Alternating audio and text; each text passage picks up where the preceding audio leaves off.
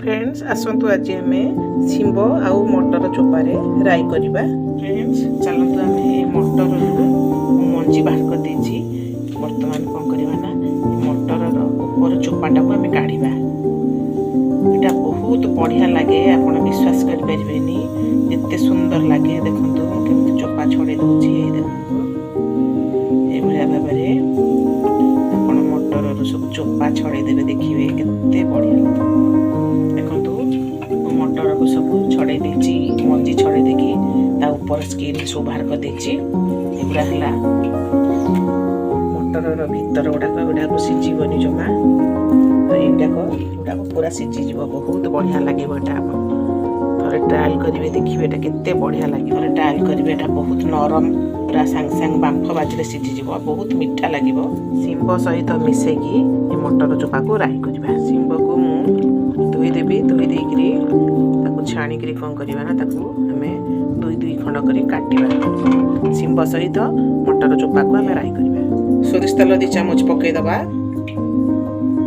फुटण आ शुखला लंका पकईदबा, पियाज पकईदबा। पियाज टे भल भाव में भाजीदबा। पियाज आम भाजी होगा। शिंब को छोट छोट काट देछि, मटर चोपा को पकईदबा मिसेकी।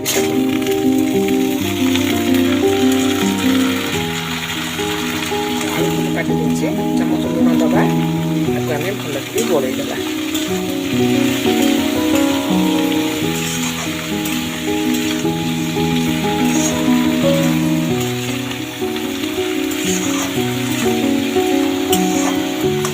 3 मिनिट पे ढाकीदबा। काढ़ा शिंब देखु अधा अधा सीझा होगा। सोरिष बाटे जीरा, सोरिष, शुखला लंका, रसुण को बाटी देकी पेस्ट कर देदे। देदबा टमाटो देदबा, भल भाव में आम गोल भाव में आम गोल देकी पुणी ढाकीदबा। देखा आमर राई केमती है।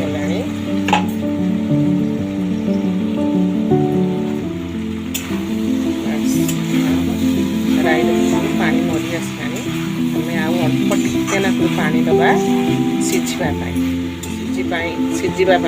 अल्प टिके मसला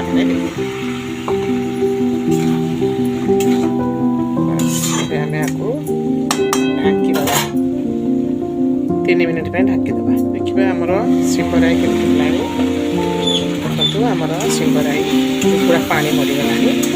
आमर राई पूरा परफेक्ट हो गई।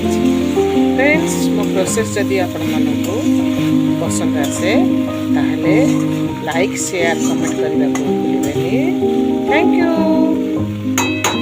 आमर शिंब आ मटर चोपा राई पूरा रेडी। आपण थरे मटर चोपा रे गोटे राई करके ट्रायल करंतु, देखिए केते बढ़िया लगिवो।